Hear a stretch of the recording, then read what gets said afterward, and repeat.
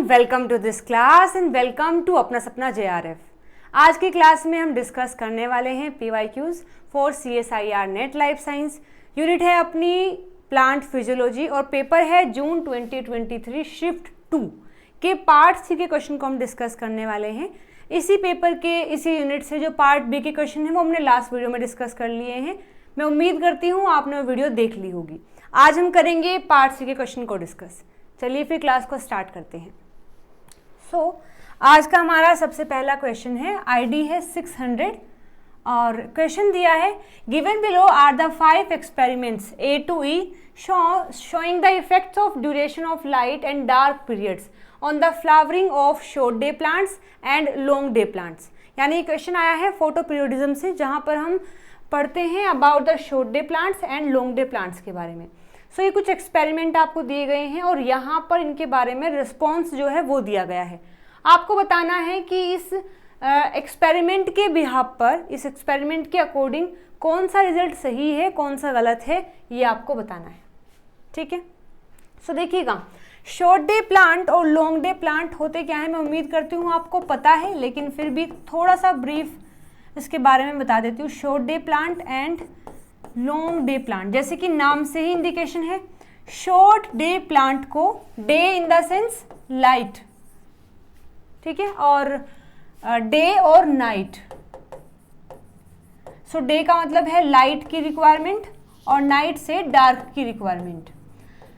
जो short day plant होते हैं उनको डे कम चाहिए होता है, यानी कि लाइट कम चाहिए होती है, डार्क पीरियड ज़्यादा चाहिए होता है। जबकि जो लॉन्ग डे प्लांट होते हैं उनको लाइट ज़्यादा चाहिए होती है और डार्कनेस कम चाहिए होती है। ठीक है, बेसिकली जो शॉर्ट डे प्लांट होता है उसके ज़्यादा टेंट्रम है, यानी कि उसके ज़्यादा नखरे हैं, उसको कंडीशन ज़्यादा एग्जैक्ट चाहिए। हालांकि जो लॉन्ग डे प्लांट होते हैं उनमें थोड़ा बहुत वेरिएशन अगर हो जाए तो भी काम चल जाता है। अगर हम बात करें कि ये कोई 24 आवर का अपना एक डे है, 24 आवर का एक डे है। इस डे में 12 आवर्स जो हैं, 12 आवर्स और ये 12 आवर्स, तो इसको बोलते हैं क्रिटिकल पीरियड। अब ऐसा नहीं है कि जस्ट हमने हाफ कर दिया है तो क्रिटिकल पीरियड हो जाएगा। क्रिटिकल पीरियड देखने के लिए भी एक्सपेरिमेंट किए जाते हैं। हर एक प्लांट के लिए क्रिटिकल पीरियड अलग अलग हो सकता है। इसकी इंपॉर्टेंस क्या है, ये जो क्रिटिकल पीरियड होता है, अगर हम बात कर रहे हैं शॉर्ट डे प्लांट की, जिसको डे छोटा चाहिए होता है, तो यहाँ पर मानिए ये डे टाइम है और ये नाइट टाइम है। तो जो शॉर्ट डे प्लांट होता है उसको डे शॉर्ट चाहिए होता है, यानी कि यहाँ से लगा करके यहाँ तक उसको डार्क चाहिएगा और केवल इतने ही टाइम में उसको लाइट चाहिएगी, तब जा कर के वो फ्लावरिंग कर पाएगा। और अगर बात करें लॉन्ग डे प्लांट की, तो लॉन्ग डे प्लांट को हम ऐसे लिख सकते हैं कि शॉर्ट डे प्लांट के लिए जो डार्क है वो क्रिटिकल पीरियड से ज़्यादा होनी चाहिए। क्रिटिकल पीरियड में तो इतना डार्क आएगा, लेकिन इससे ज़्यादा होना चाहिए, तब जा कर के जो शॉर्ट डे प्लांट है वो फ्लावरिंग कर पाता है। जबकि लॉन्ग डे प्लांट में क्या होता है कि जो लाइट वाला टाइम है, या फिर हम ऐसा भी लिख सकते हैं, अगर डार्क की फॉर्म में लिखें तो dark should be smaller than critical period, यानी लॉन्ग डे प्लांट के लिए light should be more than critical period for the long day plant, और शॉर्ट डे प्लांट के लिए ये क्राइटेरिया हो जाएगा। ठीक है, जैसे एग्जाम्पल देख लेते हैं। ये डायग्राम मैंने लिया है तेजन जिगर की बुक से और यहाँ पर बताया गया है लाइट का ट्रीटमेंट और फ्लावरिंग का रिस्पॉन्स क्या रहता है। तो ये हमने एक पूरा डे कंसिडर किया है और यहाँ पर ये क्रिटिकल पीरियड है। अब आप देख सकते हैं इस पूरे डे में हमने डार्कनेस, ये जो ब्लैक में है ये डार्कनेस है, ये लाइट फॉर्म में है, डार्कनेस को हमने क्रिटिकल पीरियड से ज़्यादा रखा है। और ये कंडीशन किसके लिए सूटेबल होती है, शॉर्ट डे प्लांट के लिए, क्योंकि शॉर्ट डे प्लांट को डे शॉर्ट चाहिए होता है, यानी लाइट कम चाहिए होती है। तो यहाँ आप देख सकते हैं लाइट कम है, डार्कनेस ज़्यादा है। तो अगर ये कंडीशन है तो शॉर्ट डे प्लांट तो फ्लावरिंग कर जाएगा, लेकिन लॉन्ग डे प्लांट फ्लावरिंग नहीं कर पाएगा, क्योंकि उसको लाइट टाइम ज़्यादा चाहिए, यहाँ पर कम है। ठीक है, अगर बात करें सेकंड कंडीशन की, तो यहाँ आप देख सकते हैं क्रिटिकल पीरियड मान रहे हैं ये, तो यहाँ पर लाइट क्रिटिकल पीरियड से ज़्यादा है और डार्कनेस कम है, तो शॉर्ट डे प्लांट तो फ्लावरिंग नहीं कर पाएगा क्योंकि शॉर्ट डे प्लांट को डार्कनेस ज़्यादा चाहिए, यहाँ पर कम है। लेकिन लॉन्ग डे प्लांट के लिए ये सिचुएशन बिल्कुल सुटेबल है, ये फ्लावरिंग कर जाएगा। ठीक है, इसके बाद देखो यहाँ हमने कंडीशन दी है बिल्कुल सेम फर्स्ट जैसी है, लेकिन हमने इसकी नाइट, ये जो नाइट वाला टाइम है उसको ब्रेक कर दिया है, यानी नाइट वाले टाइम में हमने थोड़ा सा लाइट यहाँ दे दिया है। तो अगर शॉर्ट डे प्लांट की बात करें, क्योंकि इसके टेंट्रम ज़्यादा है, नखरे ज़्यादा हैं, उसको कोई भी डिस्टर्बेंस नहीं चाहिए, तो यहाँ पर हालांकि हमने थोड़ा सा ही नाइट ब्रेक किया है, फिर भी शॉर्ट डे प्लांट फ्लावरिंग नहीं करेगा। मतलब शॉर्ट डे प्लांट के लिए जो नाइट टाइम है वो हाईली क्रिटिकल होता है। अगर थोड़ा भी डिस्टर्बेंस हुआ तो शॉर्ट डे प्लांट फ्लावरिंग नहीं करेगा। तो देखो यहाँ फ्लावरिंग नहीं हुई है, जबकि लॉन्ग डे प्लांट एक तरीके से अडेप्टेशन अच्छी कर लेता है। अब यहाँ देखो, अगर लॉन्ग डे प्लांट की बात करें तो लाइट की कंडीशन यहाँ फुलफिल नहीं हुई है। देखो उसको इतनी लाइट चाहिए, लेकिन यहाँ केवल इतनी सी लाइट है, पर हमने क्या कर दिया, बीच में थोड़ी सी लाइट इसको दे दी है, तो भी ये फ्लावरिंग कर जाएगा, तो भी ये फ्लावरिंग कर सकता है। अगेन बात करें फोर्थ कंडीशन की, तो यहाँ पर भी हमने नाइट ब्रेक किया है, लेकिन थोड़ा सा ज़्यादा कर दिया है, यानी कि ज़्यादा टाइम तक हमने नाइट ब्रेक कर दिया है। अगेन शॉर्ट डे प्लांट तो बिल्कुल मना कर देगा, मैं फ्लावरिंग नहीं करूँगा, मैंने पहले ही कहा था कि जब मैं सो रहा होता हूँ तो मुझे डिस्टर्ब नहीं करना, तो डिस्टर्ब कर दिया है तो ये फ्लावरिंग नहीं करेगा। लेकिन लॉन्ग डे प्लांट क्या है, देखो लॉन्ग डे प्लांट को अगर मान के चलो हमने उसको थोड़ी सी लाइट दी, वो नाराज़ हो गया कि तुम्हें पता है ना कि मुझे लाइट ज़्यादा चाहिए, तुमने कम क्यों दी। ठीक है, कोई बात नहीं, हमने डार्कनेस स्टार्ट कर दी, लेकिन फिर हमने थोड़ी सी लाइट और दे दी, वो इतने में ही खुश हो जाएगा कि चलो ठीक है कोई बात नहीं, मैं ये लाइट भी एब्जॉर्ब करके अपने आप के अंदर फ्लावरिंग कर लूँगा, तो फ्लावरिंग हो गई है। इसके बाद देखो यहाँ पर कंडीशन क्या है, ये एक बहुत ही बेहतरीन एक्सपेरिमेंट है। यहाँ हमने क्या किया, पूरा डे टाइम ही कम कर दिया है, हमने डे टाइम ही कम कर दिया है, यानी बस हमने इतना टाइम लिया है कि बस इतना ही हमने फेज रखा है। इसमें हमने हाफ नाइट कर दिया है और हाफ कर दिया है लाइट वाले पार्ट, यानी कि ये डार्क और ये लाइट। तो शॉर्ट डे प्लांट ने पहले ही अपने आप को अडेप्ट कर रखा है कि मुझे इतना नाइट चाहिए बस, अगर है तो मैं फ्लावरिंग करूँगा, नहीं है तो मैं फ्लावरिंग बिल्कुल नहीं करूँगा। जैसे आप देख सकते हैं यहाँ नहीं था इतना डार्कनेस, तो फ्लावरिंग नहीं किया, यहाँ पर भी इतना नहीं था क्योंकि हमने थोड़ा सा लाइट दे दिया था, तो यहाँ पे भी फ्लावरिंग नहीं किया, यहाँ डिस्टर्बेंस हुआ, यहाँ फ्लावरिंग नहीं किया, यहाँ भी इतनी नाइट नहीं है तो भी फ्लावरिंग नहीं किया। अब ये नहीं देख रहा है कि देखो डे भी इतना ही है, नाइट भी इतना ही है तो मैं कर लूँ, नहीं, इसको इतना ही चाहिए तो चाहिए, नहीं है तो फ्लावरिंग नहीं करेगा। लेकिन लॉन्ग डे प्लांट के लिए क्या है, लॉन्ग डे प्लांट के लिए ये है कि जितना नाइट है इतना ही लाइट है, तो मुझे कोई दिक्कत है नहीं, मैं इसमें भी फ्लावरिंग कर लूँगा। इसका मानना ये है कि जितना नाइट है अगर इतना ही लाइट मिल रहा है तो भी मैं फ्लावरिंग करूँगा। तो यहाँ पर देखो इसने फ्लावरिंग कर ली है। अब यहाँ पर देखिए इसमें क्या हुआ है कि हमने नाइट टाइम को ज़्यादा रख दिया है और लाइट को कम रख दिया है, अब जाकर के ये फ्लावरिंग नहीं करेगा और ये फ्लावरिंग कर लेगा। ठीक है जी, सो ये एक्सपेरिमेंट है और सेम ऐसा ही एक्सपेरिमेंट हमें अपने क्वेश्चन में भी दिया गया है। अब बिल्कुल आसान है इसको देखना। फर्स्ट में नाइट ज़्यादा है, लाइट कम है, तो ये फ्लावरिंग कर लेगा, ये नहीं करेगा, यानी ये बात तो सही है, ए अपना सही है। बी एक्सपेरिमेंट में लाइट ज़्यादा है, डार्क कम है, तो शॉर्ट डे प्लांट फ्लावरिंग नहीं करेगा लेकिन लॉन्ग डे प्लांट कर लेगा, तो ये बात भी सही है। थर्ड में क्या है कि हमने नाइट को ब्रेक कर दिया है। अब नाइट अगर ब्रेक हो गई है, एसडीपी बिल्कुल भी फ्लावरिंग नहीं करेगा, लेकिन यहाँ लिखा है फ्लावरिंग करेगा, तो ये गलत हो जाएगा। डी में देखो अगेन हमने नाइट को ब्रेक कर दिया है थोड़ा सा ज़्यादा समय तक, तो अगेन जो शॉर्ट डे प्लांट है फ्लावरिंग नहीं करेगा, लॉन्ग डे कर लेगा, लेकिन यहाँ उल्टा दे के रखा है तो ये भी गलत हो जाएगा। ई में देखिए हमने जितना नाइट रखा है उतना ही लाइट भी रखा है, तो शॉर्ट डे तो नहीं करेगा लेकिन लॉन्ग डे कर लेगा, तो ये बात सही है, यानी अपना आंसर ए बी ई हो जाएगा। A B E, second option will be the right answer. अभी भी क्वेश्चन में कोई डाउट आपको लगता है तो कमेंट करके जरूर पूछना। आगे बढ़ते हैं to the next question. Given below are the list of plant derived alkaloids and their uses in the modern medicine. Which one of the following options represent the all correct matches. यानी कि ये alkaloids है जो कि plant बनाता है, और इन alkaloids को किस तरीके से इस्तेमाल किया जा सकता है वो यहाँ पर लिखा है। आपको बताना है कौन सी बात सही है, ठीक है। ओके, सो सबसे लास्ट में देखो विनक्रिस्टिन, इसके बारे में हम बहुत बार पढ़ते हैं, विनक्रिस्टिन, विनब्लास्टिन और टेक्सोल भी होता है। ये सारे क्या हैं, एंटी कैंसर कंपाउंड होते हैं। तो देखो यहाँ पर anti neoplastic use to treatment the leukaemia and the other cancers. तो विनक्रास्टिन किस में आ जाएगा, फर्स्ट से हम इसको मैच करेंगे। तो यहीं पर हम विनब्लास्टिन भी पढ़ते हैं, टेक्सोल जो कि एक टर्पीन्स कंपाउंड है वो भी पढ़ते हैं, वो भी एंटी कैंसर होते हैं। तो डी को हम 1 से मैच कर सकते हैं, और डी का 1 हमें ए में दिया है और डी में, यानी बी और सी तो अपना आंसर नहीं होगा, ठीक है। इसके बाद कैफीन है, मॉर्फिन है और क्विनिन है, इनके बारे में देख लेते हैं। कैफीन जो होता है, कैफीन हेल्प करता है, मतलब कैफीन क्या है, सेंट्रल नर्वस सिस्टम स्टिमुलेंट है। यानी जैसे ही हम कैफीन को इनटेक करते हैं तो ये सीधा हमारा जो सेंट्रल नर्वस सिस्टम है, अपना ब्रेन जो है, उसको इफेक्ट करता है, ठीक है।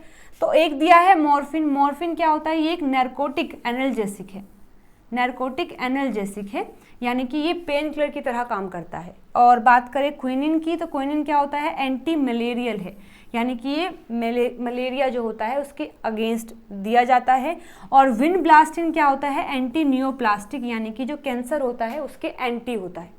बाकी भी आप पढ़ सकते हैं about the cocaine, codeine, nicotine और कैम्पोथेसिन और एट्रोपाइन, इनके बारे में भी आप पढ़ सकते हैं। हो सकता है आगे यहाँ से क्वेश्चन आ जाए, ठीक है। सो जो मॉर्फाइन है ये क्या है, ये एक मॉर्फाइन एक नैर्कोटिक एनाल्जेसिक की तरह काम करता है। तो बी को हम 3rd से मैच कर सकते हैं, और बी का 3rd हमें केवल 4th में दिया हुआ है, ठीक है। सो अब कैफीन क्या है, कैफीन एक widely use central nervous system stimulant है, तो ए का हो जाएगा 4th। बचा है क्विनिन। क्विनिन क्या होता है, ये एक एंटी मलेरियल एजेंट होता है। सो अपना आंसर यहाँ पर 4th हो जाएगा। बेहद ही डायरेक्ट क्वेश्चन आया हुआ था, आपको इनके बारे में पता है तो आराम से आप ऐसे क्वेश्चन सोल्व कर सकते हैं। आगे बढ़ते हैं to the next question, question number 3rd। During water stress ABA increase dramatically in leaves causing the stomatal closure. Given below are the various events involved in this process. हमने देखा है कि जैसे ही प्लांट में वाटर की कमी होती है तो ABA का जो अमाउंट है लीफ के अंदर बहुत हाई अमाउंट में बढ़ जाता है अचानक से। और ABA क्यों बढ़ता है, क्योंकि वो ABA जो है स्टोमेटा को क्लोज करने में हेल्प करता है, क्योंकि स्टोमेटा अगर ओपन रहेंगे तो वाटर का लगातार लॉस होता रहता है इन ट्रांसपिरेशन। पहले ही प्लांट के अंदर पानी की कमी हो गई है, और थोड़ा बहुत पानी अगर है भी तो वो स्टोमेटा से लॉस ना हो जाए, इसीलिए प्लांट ABA को फॉर्म करता है, और ABA आकर के स्टोमेटा को क्लोज कर देता है। अब आपसे पूछा है कि ये जो इवेंट्स दिए गए हैं ABCD, इनमें कोई गलत सही नहीं है, सारे सही हैं। आपको सीक्वेंस बताना है कि किस सीक्वेंस में ये काम करता है, यानी ABA सबसे पहले आएगा तो क्या करेगा, फिर क्या करेगा, फिर क्या करेगा।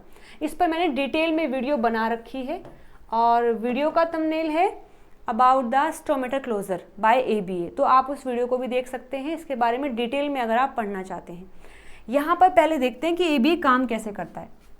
तो देखो, जैसे ही लीफ में ABA बढ़ा तो सबसे पहले तो वो अपने रिसेप्टर से बाइंड करेगा, क्योंकि ABA क्या है, एक हार्मोन है, और हार्मोन कैसे काम करते हैं, अपने रिसेप्टर से बाइंड करके। तो सबसे पहले जैसे ही ABA लीफ में बनेगा या फिर आएगा तो वो अपने रिसेप्टर से बाइंड करेगा। जैसे ही ये कॉम्बिनेशन बन जाता है, कॉम्बिनेशन बनने के बाद ऐसे फैक्टर जो कि इसको इनहिबिट कर देंगे उनको ये रोक देता है, जो इनहिबिटर होते हैं उनको इनहिबिट कर देता है, फिर अपने काम में लग जाता है। तो पहले ABA रिसेप्टर से बाइंड करेगा, इनहिबिटर को इनहिबिट करेगा, उसके बाद वो सबसे पहले क्या करता है, कैल्शियम के आयन को इंक्रीज करता है। सेल के अंदर या फिर स्टोमेटा के जो गार्ड सेल होते हैं उनमें कैल्शियम के अमाउंट को बढ़ाता है। जब कैल्शियम अमाउंट बढ़ता है तो कुछ और चीज़ें होती हैं, जैसे कि जो एनायन है उनका इफ्लक्स होता है, यानी गार्ड सेल से जो एनायन है जैसे कि क्लोरीन है, मैलेट आयन है, उनको क्लोरोप्लास्ट जो गार्ड सेल हैं वहाँ से बाहर निकाला जाता है। और ईफ्लक्स साथ साथ में जो पोटेशियम है उसको भी ईफ्लक्स किया जाता है, ठीक है। जब ये सारे काम हो जाते हैं तो देखो यहाँ पर जैसे ही इनका ईफ्लक्स होगा तो प्लाज्मा मेम्ब्रेन डीपोलराइज हो जाती है, और वहाँ पर जो पोटेशियम आयन है उनको जो चैनल है वो ओपन हो जाते हैं और पोटेशियम को भी इफ्लक्स किया जाता है। बेसिकली होता कुछ ऐसे है, अगर आपने पढ़ा है तो स्टोमेटा को अगर हमें ओपन करना होता है तो एंडोऑस्मोसिस होगा, यानी गार्ड सेल जो होते हैं उनमें वाटर को डालना होता है ताकि एंडोऑस्मोसिस हो जाए और ये सेल स्वेल होकर के ओपन हो जाए। अगर स्टोमेटा को क्लोज करना होता है तो करना पड़ेगा एक्सोऑस्मोसिस, यानी गार्ड सेल में जो पहले से पानी प्रेजेंट है उसको वहाँ से बाहर निकालना पड़ेगा। जैसे ही एक्सोऑस्मोसिस होगा तो ये गार्ड सेल श्रिंक कर जाएंगे, श्रिंक करके ये स्टोमेटा का जो पोर होता है उसको ओपन कर देते हैं।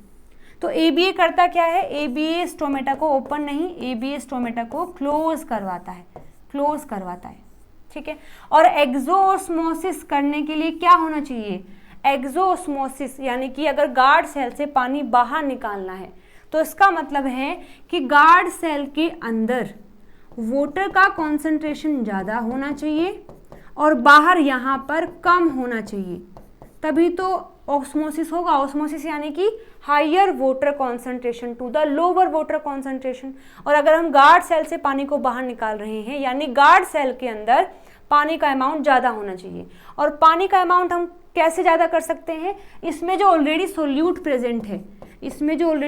प्रेजेंट है उनको अगर हम कम कर देंगे तो अल्टीमेटली बिना पानी को ऐड किए भी पानी वहाँ ज़्यादा हो जाएगा जब हम यहाँ से सोल्यूट बाहर निकाल देंगे।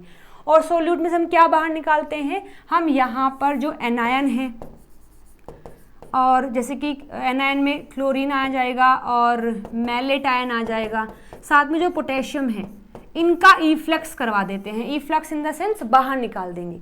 तो गार्ड सेल में जो पोटेशियम है, क्लोरीन है, मैलेट आयन है, उनको बाहर निकाल दिया जाता है।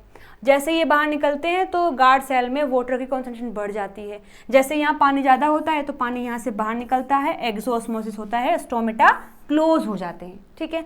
इसीलिए हमने देखा है कि जैसे ही ABA काम करता है तो वो कैल्शियम के आयन को जो बढ़ा देता है। कैल्शियम आयन बढ़ने से जो एनायन है वो इफ्लक्स हो जाते हैं, बाहर निकल जाते हैं। जब इनका इफ्लक्स होता है तो मेम्ब्रेन डीपोलराइज हो जाती है, जिससे कि जो पोटेशियम के चैनल हैं वो ओपन हो जाते हैं और पोटेशियम का भी इफ्लक्स हो जाता है। उसके बाद फिर वहाँ पर जो इनसाइड सोल्यूट कॉन्सेंट्रेशन डिक्रीज हो जाती है यानी एक्सोऑस्मोसिस होगा, टर्गर प्रेशर डिक्रीज होगा और स्टोमेटा क्लोज हो जाएंगे, ठीक है जी। एक बार डायग्राम की हेल्प से भी देख लेते हैं। ये डायग्राम मैंने बिल्कुल डिटेल में पढ़ाया है उस वीडियो के अंदर, आप उसको देख सकते हैं। यहाँ बस मैं थोड़ी सी जो ज़रूरी बातें हैं वो आपको बताऊंगी। अगेन ये डायग्राम लिया गया है तेजिन जिगर की बुक से, एक बहुत ही बेहतरीन बुक है फॉर द प्लांट फिजियोलॉजी। अगर आप इस यूनिट को टारगेट कर रहे हैं तो वो बुक आपको ज़रूर पढ़नी चाहिए, ठीक है। सो देखो यहाँ पर हुआ क्या है, सबसे पहले जो गार्ड सेल होता है उसमें ABA आया है। ABA बाइंड करता है अपने रिसेप्टर से बाइंड करने के बाद PP2C नाम का एक इनहिबिटर होता है जिसको ये सबसे पहले इनहिबिट करता है, क्योंकि ये ही इस पाथवे को रोक रहा होता है। जैसे कॉम्प्लेक्स बनता है तो PP2C को इनहिबिट कर देते हैं। तो फर्स्ट स्टेप क्या है, बाइंडिंग टू देयर रिसेप्टर। उसके बाद PP2C को इनहिबिट कर देना। इनहिबिट करने के बाद फिर वहाँ कुछ ऐसे मैकेनिज्म फॉर्म होंगे जिससे कि कैल्शियम आयन जो है ये बढ़ जाता है। कैल्शियम आयन जैसे देखो ये एक्टिव मतलब इनहिबिट होगा, जिससे कि यहाँ पर जो कैल्शियम डिपेंडेंट काइनेज है ये एक्टिव हो जाते हैं। ये एक्टिव होने के बाद ओके ठीक है, सबसे पहले ABA आया है, बाइंड करेगा रिसेप्टर से, PP2C को इनहिबिट करेगा। जैसे इसको इनहिबिट किया जाता है तो यहाँ वैक्यूल में जो कैल्शियम प्रेजेंट है वो बाहर निकल के आ जाते हैं, क्योंकि PP2C इसको रोकता है बाहर आने से। अब अगर ये खुद रुक गया है तो कैल्शियम यहाँ आएंगे। कैल्शियम जैसे ही यहाँ आते हैं ये आकर के एक्टिव करते हैं RBOH को, जो कि एक रोज फॉर्मिंग एंजाइम होता है या फिर रोज फॉर्म होते हैं, रिएक्टिव ऑक्सीजन स्पीसीज। ये फॉर्म होने के बाद कैल्शियम के चैनल को भी एक्टिव कर देते हैं, जिससे कैल्शियम यहाँ से भी अंदर आएंगे। पहले तो यहाँ से आ गए हैं, फिर ये एक पूरा पाथवे चलेगा, फिर भी कैल्शियम अंदर आएंगे। कैल्शियम अंदर आने के बाद जो एनायन चैनल हैं, देखो यहाँ पर जो एनायन है उनको बाहर निकाला जाएगा। एनायन बाहर निकलेंगे, जब एनायन बाहर निकलते हैं तो मेम्ब्रेन हो जाती है डीपोलराइज, जिससे कि जो पोटेशियम आयन का जो चैनल है वो भी एक्टिव हो जाता है और पोटेशियम को भी इफ्लक्स कर दिया जाता है, यानी बाहर निकाल दिया जाता है। जब सारे सोल्यूट बाहर निकल जाते हैं तो फिर यहाँ पर एक्सोस्मोसिस होता है और ये जो गार्ड सेल है ये श्रिंक होकर के क्लोज कर देते हैं स्टोमेटा के पोर को। ठीक है, चलिए एक बार फिर मैच कर लेते हैं अपने स्टेटमेंट्स को। तो सबसे पहले क्या होगा, binding of ABA to cytosolic ABA receptor and inhibition of activity of type 2C protein phosphatase यानी PP2C। तो सबसे पहले ABA बाइंड करेगा अपने रिसेप्टर से और इनिबिशन होगा PP2C का। तो सबसे पहले तो ये वाली बात होगी, यानी C सबसे पहले आना चाहिए, यानी कि C सबसे पहले या तो C होगा या तो D होगा, A नहीं होगा और B नहीं होगा। अच्छा, इसके बाद फिर फोस्फोराइलेशन होता है और एक्टिवेशन होता है NADPH ऑक्सीडेज का एंड फॉर्मेशन होता है एपोप्लास्टिक रोज का। हमने पढ़ा था ना, जैसे ही ये बाइंड करता है तो फिर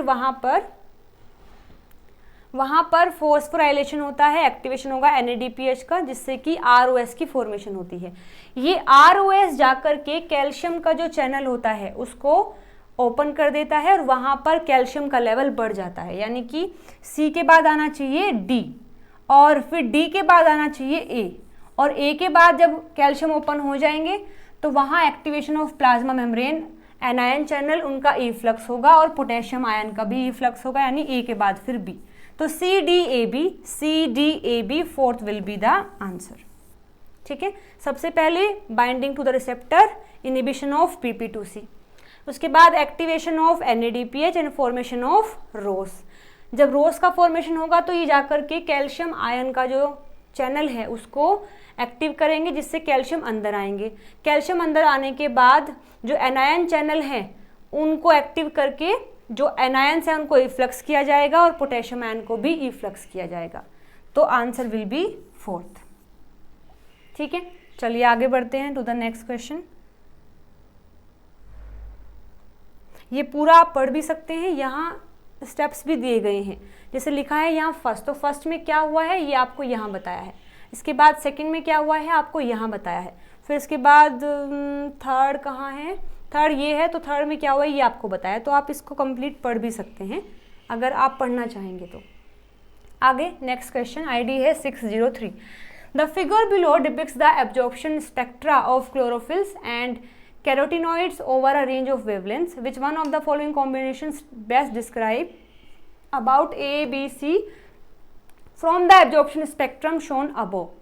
यानी यहाँ ये डायग्राम आपको दिया है और ये बताया है कि कौन सा पिगमेंट क्लोरोफिल में से और कैरोटिनॉइड में से कौन सा पिगमेंट कौन सी वेवलेंथ पर एब्जॉर्प्शन को शो करता है। ठीक है, तो ये बेहद ही आसान क्वेश्चन है जो कि हम फोटोसिंथेसिस में पढ़ते हैं कि कौन सा पिगमेंट है कौन सी वेवलेंथ को एब्जॉर्ब करता है और कितना एब्जॉर्प्शन को शो करता है। तो आप ये डायग्राम देखिएगा, यहाँ 400 से 500 के बीच में, यानी कि 400 से अगर यहाँ मान के चलें हम 480 तक, तो उसके बीच में एक पीक आती है, इसके बाद फिर ये फ्लैट हो जाएगा और फिर लास्ट में जाकर के 700 पर एक पीक आती है। अगर कुछ इस तरीके से आपको दिखाई देगा तो ये क्लोरोफिल ए के बारे में बात हो रही है। ठीक है, और अगर हम बात करें बी के बारे में तो अगेन 400 से 500 के बीच में एक पीक हमें मिलती है नियर टू द 500, उसके बाद फिर फ्लैट हो जाएगा और फिर लास्ट में जाकर के 700 से कुछ पहले एक और पीक मिलती है। तो अगर इस तरीके से पैटर्न देखने को मिलेगा तो क्लोरोफिल बी की बात हुई है। और जो बीटा कैरोटिनॉइड होता है उसकी केवल हमें एक ही, मतलब 500 के 400 से लेकर के 500 के बीच में ही कुछ पीक मिलेंगी, उसके बाद नहीं मिलती हैं, तो ये हो जाएगा कैरोटिनॉइड। ठीक है, सो देखो यहाँ पर ये जो बी दिया गया है, ये जो बी दिया गया है ये क्लोरोफिल ए की बात की है, क्योंकि देखो यहाँ पर 380 से 450 के बीच में एक पीक मिल रही है, फिर जाकर के यहाँ पीक मिली है। इसके बाद फिर बात करें जो ए में दिया गया है वो क्लोरोफिल बी की बात की गई है, यहाँ पर एक पीक है और फिर यहाँ पर एक पीक है, और जो केवल यहीं पर मिल रहा है ये यानी कैरोटिनॉइड है। सो हम बोल सकते हैं कि जो ए है वो क्लोरोफिल बी है, ए क्लोरोफिल बी है, बी ए क्लोरोफिल बी है, बी क्लोरोफिल ए है और सी कैरोटिनॉइड है, यानी कि सी विल बी द आंसर। ठीक है, तो ये बहुत ही आसान सा क्वेश्चन था और ऐसे क्वेश्चन आगे भी आ सकते हैं, तो आपको ये याद करने ज़रूरी है। चलिए आगे to the next question. The following statements refer to the observation made by a student upon using 2,6-डाइक्लोरो आइसोनिकोटिनिक एसिड यानी INA to induce the systemic acquired resistance in tobacco। INA treatment, यानी इसमें लिखा है एक स्टूडेंट ने tobacco plant को treat किया है विद INA से, और इस INA ने उस प्लांट के अंदर यानी टोबैको के अंदर सिस्टेमिक एक्वायर्ड रेजिस्टेंस यानी सार को फॉर्म कर दिया है। तो INA ने क्या किया होगा? ठीक है, तो बेहद ही इंटरेस्टिंग सा क्वेश्चन है। चलिए देखते हैं इसका आंसर क्या हो जाएगा। आपने सुना होगा एक हार्मोन के बारे में जिसका नाम है सैलिसाइलिक एसिड। इसके बारे में हमने डिटेल में भी पढ़ा हुआ है। तो ये जो फाइटो हार्मोन होता है बेसिकली ये प्लांट के अंदर सार को कोज करने में हेल्प करता है, सिस्टेमिक एक्वायर्ड रेजिस्टेंस यानी सार। सार क्या होता है कि मानो ये प्लांट का एक हिस्सा है और उसमें इन्फेक्शन हो गया है, तो यहाँ इन्फेक्शन हो गया है तो ये कुछ चीज़ों को सिक्रीट करता है और ये फैक्टर प्लांट के बाकी पार्ट में जहाँ पर अब तक इन्फेक्शन नहीं हुआ है वहाँ जाते हैं और पूरे प्लांट को इंडिकेट कर देते हैं कि देखो अटैक हो गया है, तुम पहले से ही कुछ प्रोटीन को फॉर्म कर लो ताकि तुम्हारे ऊपर इन्फेक्शन ना हो। इसको बोलते हैं सार।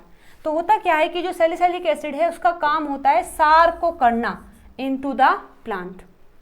So देखो salicylic acid is an important and well studied endogenous plant growth regulator that generate a wide range of metabolic and physiological responses in plant involved in the plant defense in addition to their impact on plant growth and development। ये एक phenolic phyto hormone होता है। ठीक है, अच्छा तो plant में जो काम ऐसे करता है, ऐसे क्या करता है, सार को फॉर्म करता है, जनरेट करता है, वही काम INA ने कर दिया है ना। देखो लिखा है ना कि INA से जैसे हमने ट्रीट किया है तो प्लांट में जो सार है वो इंड्यूस हो गया है, यानी INA सेम वो काम कर रहा है जो कि सैलिसाइलिक एसिड आकर के प्लांट में करता है। सैलिसाइलिक एसिड भी सार कोज करता है और INA भी सार को इंड्यूस करता है। तो लिखा है कि INA के ट्रीटमेंट से क्या हुआ होगा, तो INA से हमने जैसे ट्रीट किया तो वहाँ पर इन्हांस हुआ है salicylic acid concentration in the plant. तो ये बात तो गलत हो जाएगी। जो INA होता है वो प्लांट में जाकर के ऐसे को फॉर्म नहीं करता है, ऐसे जैसा काम करता है। ठीक है, तो अगर हमने INA से ट्रीट किया है तो वहाँ पर ऐसे का जो कॉन्सेंट्रेशन है वो इन्हांस क्यों होगा? ठीक है, तो ये बात इसलिए गलत हो जाएगी। Does not enhance the salicylic acid concentration in plant. हाँ, ये बात सही है कि जो INA होता है वो प्लांट में जाकर के सैलिसाइलिक एसिड की कॉन्सेंट्रेशन को नहीं बढ़ाता है, तो ये बात सही है। फेल्स टू एक्टिवेट सार इन NAHG एक्सप्रेसिंग प्लांट। अब ये NAHG क्या होता है? देखो NAHG ये एक ऐसा प्लांट है, मतलब एक ऐसा जीन है जो कि सैलिसाइलिक एसिड को फॉर्म नहीं होने देता है। तो देखो plants over expressing the NAHG a salicylate hydroxylase degrade the SA. मानो प्लांट में पहले से एसे प्रेजेंट है और ये ऐसे क्या करता है, सार को इंड्यूस करता है। लेकिन अगर वहाँ पर NAHG जीन एक्सप्रेस कर रहा है तो वो NAHG प्रोटीन बनाएगा और ये होता क्या है, ये सैलिसाइलेट हाइड्रोक्सिलेज होता है और जो कि सैलिसाइलिक एसिड को डिग्रेड कर देता है। यानी अगर किसी प्लांट में NAHG जीन एक्सप्रेस हो रहा है तो वहाँ ऐसे नहीं रहेगा, वहाँ ऐसे नहीं रहेगा तो वहाँ सार भी इंड्यूस नहीं होगा। ठीक है, ये बात आपको याद रखनी है। अब हमारे स्टेटमेंट में दिया क्या है कि जो INA है वो ऐसे प्लांट में सार को एक्टिवेट नहीं कर पाएगा जहाँ पर NAHG एक्सप्रेस कर रहा है। तो ये बात तो गलत हो जाएगी ना, क्योंकि NAHG केवल ऐसे को ही तो रोकता है, लेकिन यहाँ तो INA है, INA क्या करेगा, सार को इंड्यूस कर देगा। हालांकि यहाँ SA इंड्यूस नहीं कर पाएगा सार को, क्योंकि इस वाले जीन ने SA को डिग्रेड कर दिया है। तो सार तो वहाँ फॉर्म होगा क्योंकि वहाँ INA भी है, लेकिन ऐसा सार फॉर्म होगा जो INA ने इंड्यूस किया है, ना कि SA ने इंड्यूस किया है। तो ये बात तो गलत हो जाएगी। इसमें लिखा है कि INA सार को एक्टिवेट नहीं कर पाएगा इन NAHG एक्सप्रेसिंग प्लांट, तो ये बात गलत है। इस जीन का कोई मतलब है ही नहीं INA से, ठीक है। डी में लिखा है एक्टिवेट सार इन NAHG एक्सप्रेसिंग प्लांट, तो ये बात सही है कि अगर किसी प्लांट में NAHG काम कर रहा है तो भी INA वहाँ पर सार को इंड्यूस कर देगा, क्योंकि इन दोनों का कोई रिलेशन है नहीं, ठीक है जी।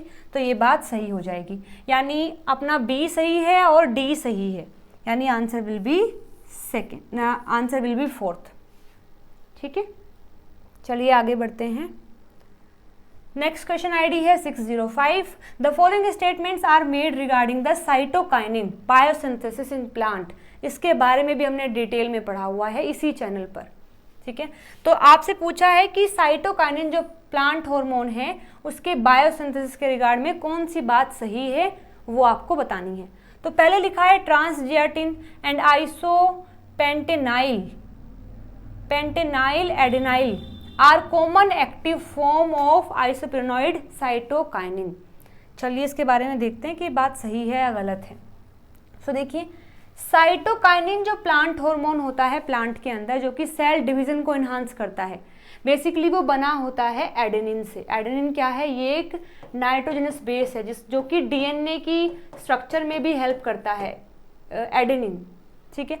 सो बेसिकली साइटोकाइनिन जो है एडेनिन से ही फॉर्म होते हैं, और एडेनिन के साइड में जब आइसोप्रीन साइड चेन आ जाती है तब जाकर के साइटोकाइनिन बनते हैं। तो देखिए साइटोकाइनिन्स आर, अच्छा ये जो सब चीज़ें लगाई हैं, ये जो डायग्राम है, आगे भी जो एक्सप्लेनेशन है, ये भी जो एक्सप्लेनेशन है, ये सारी तेजन जिगर बुक से ही ली गई हैं, ठीक है।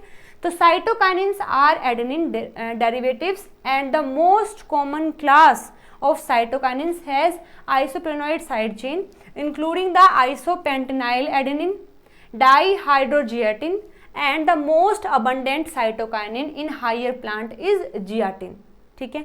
यानी कि आइसोपेंटाइल एडेनिन है या फिर हाइड्रोजियाटिन है या फिर ट्रांसजियाटिन है, ये कुछ ऐसी फॉर्म है जो कि साइटोकाइनिन की मोस्ट अबंडेंट और मोस्ट एक्टिव फॉर्म होती हैं।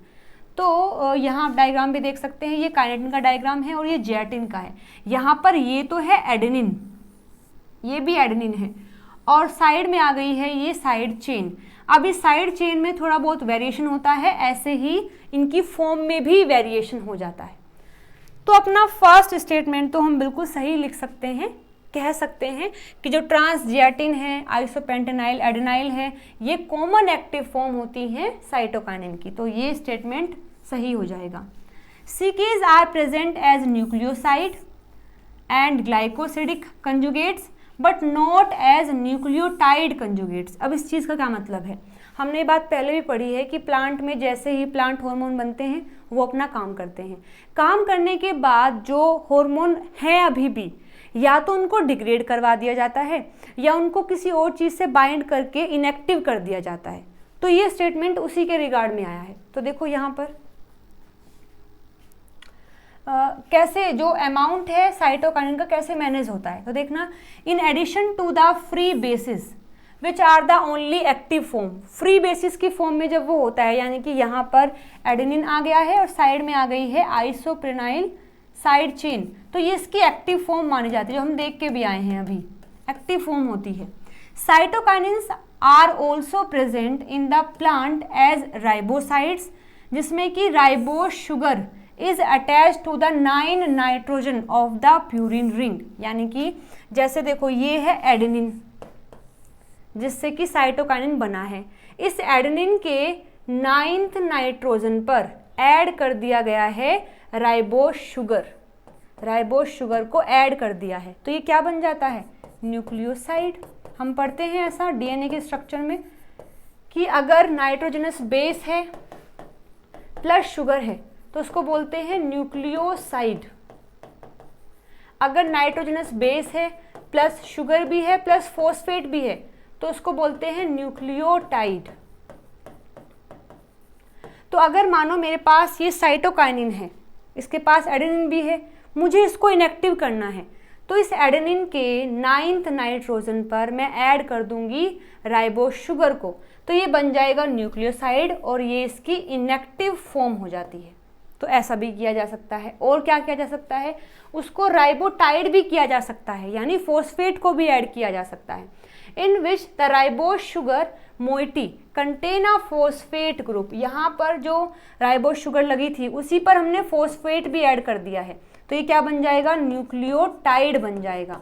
और न्यूक्लियोटाइड बन गया है तो अगेन ये भी कैसी फॉर्म हो गई है, इनएक्टिव फॉर्म हो गई है। और कैसे कर सकते हैं, ग्लाइकोसाइड की फॉर्म में भी रख सकते हैं। इसमें क्या होता है, in which a sugar molecule is attach to the 3,7,9th nitrogen of the purine ring और to the oxygen of the zeatin और डाईहाइड्रोजियाटिन साइड चेन। तो इसमें क्या करते हैं, जब हम बोल रहे हैं कि ग्लाइकोसाइड की फॉर्म में है, तो इसमें हमने क्या किया है, हमने शुगर को ऐड कर दिया है 3rd पर भी, 7th पर भी और 9th पर भी। अगर हम राइबोसाइड की बात कर रहे हैं, तो यहाँ केवल 9th नाइट्रोजन पर शुगर को ऐड किया है, लेकिन अगर ग्लाइकोसाइड की बात कर रहे हैं तो वहाँ 3rd पर भी, 7th पर भी और 9th नाइट्रोजन पर हमने शुगर को ऐड कर दिया है, तो उसको बोलते हैं ग्लाइकोसाइड। और क्या कर सकते हैं, हम ऑक्सीजन को ऐड कर सकते हैं जियाटिन पर और डाईहाइड्रोक्सी जियाटिन पर, तो ये सारी फॉर्म इनएक्टिव हो जाती है। ये तरीके हैं साइटोकाइनिन के काम होने के बाद उसको इनएक्टिव करने के।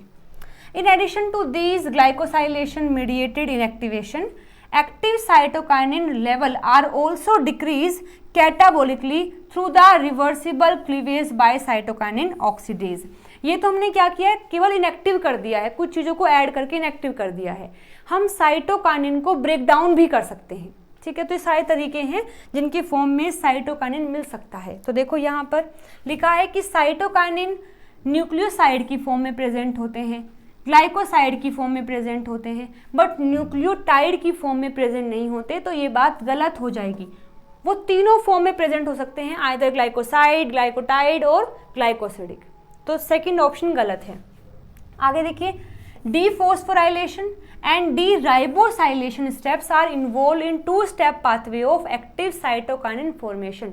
यदि मुझे एक्टिव साइटोकाइनिन की फॉर्मेशन करनी है तो वहाँ डीफॉस्फोराइलेशन भी किया जाता है और डी राइबोसाइलेशन भी किया जाता है। तो ये बात बिल्कुल सही है। अभी मैंने बताया था कि ये एडेनिन से बनते हैं, तो स्टार्टिंग की जाती है एटीपी से।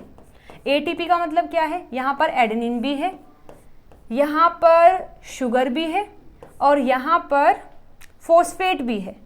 तो मुझे खाली एडेनिन चाहिए, तो मैं शुगर को भी हटाऊंगी, उसको बोल दिया डी राइबोसाइलेशन। मैं फॉस्फेट को भी हटाऊंगी, इसको बोल दिया है डीफॉस्फोराइलेशन। तो मेरे पास क्या बच जाएगा, एडेनिन, और यहाँ मैं ऐड कर दूंगी आइसोप्राइन साइड चेन, तो ये बन जाएगा साइटोकाइनिन। तो ये बात तो सही है। एक बार मैं तुम्हें डायग्राम भी दिखाती हूँ। ये देखो, सबसे पहले हमने लिया है एटीपी, आइदर वो एडीपी भी हो सकता है, यानी कि 2 फॉस्फेट भी हो सकते हैं। तो सबसे पहले देखो क्या किया जाता है, ये अपने पास एडेनिन है यानी कि नाइट्रोजनस बेस है, ये शुगर है, ये फॉस्फेट है, तो ये एटीपी बन गया है। यहाँ पर डाईमिथाइल एलाइल पायरोफॉस्फेट आता है जिसको साइड में अटैच करना है, तो पहले इसको आकर के यहाँ अटैच कर दिया जाता है। तो ये जो है ना एक साइटोकाइनिन बन गया है। अब हमें ये रिमूव करने हैं, तो ये पूरा साइटोकाइनिन बन जाएगा। तो अब यहाँ पर क्या होता है, यहाँ आकर के बन गया है राइबोटाइड, यानी कि इसके पास ये साइड चेन भी आ गई है, बेस भी है, शुगर भी है, फॉस्फेट भी है। तो यहाँ सबसे पहले किया जाता है रिमूवल ऑफ द फॉस्फेट। देखो यहाँ फॉस्फेट को रिमूव कर दिया गया है, तो ये बन गया है साइड। पहले ही क्या था, टाइड, क्योंकि इसके पास फॉस्फेट भी था। जैसे फॉस्फेट को हटाया तो ये बन गया राइबोसाइड। अब हमने शुगर को भी हटा दिया है, अब ये खाली फ्री बेस हो गया है और इसी को बोलते हैं एक्टिव साइटोकाइनिन। ठीक है, तो यानी कि थर्ड स्टेटमेंट अपना सही है कि सिंथेसिस करने के लिए हमें डीफॉस्फोराइलेशन भी करना होता है और डी राइबोसाइलेशन भी करना होता है, यानी third option will B, third statement सही है। फोर्थ में लिखा है लोनली गाय यानी log enzyme is involve in cytokinin metabolism, ये बात भी सही है। इसी डायग्राम के साइड में यहाँ कुछ बातें लिखी हैं, उसमें आप पढ़ेंगे तो ये सारी बातें ये बताई हैं कैसे कैसे काम हुआ है। और यहीं पर एक चीज़ दी गई है, स्टेटमेंट दिया गया है, the ribotide and riboside form of transzeatin can be interconverted and free transgelatin can be formed from the ribotide by the lonely guy family of cytokinin nucleoside 5 monophosphate phosphohydrolase enzyme। यानी कि हम राइबोटाइड से free base बना रहे हैं, तो यहाँ पर एक लोग यानी कि लोनली गाय फैमिली के कुछ एंजाइम्स होते हैं जिसका नाम भी लिखा है मोनोफोस्फेट फोस्फोहाइड्रोलेज एंजाइम, ये हेल्प करते हैं राइबोटाइड से साइटोकाइनिन बनाने में। तो ये बात भी अपनी सही हो जाएगी। ओके, सो इसमें अपना ए सी एंड डी सही है, ए सी डी, यानी कि third option will be the right answer. Okay, आगे बढ़ते हैं to the next question. Okay, 606 ID है, the following statements are made regarding the material transported through the phloem of a plant. Phloem क्या करता है, plant के अंदर conducting tissues होता है जो कि फूड मटेरियल को ट्रांसपोर्ट करता है। तो इसी के रिगार्ड में बातें दी गई हैं और पूछा है कौन कौन सी बातें सही हैं।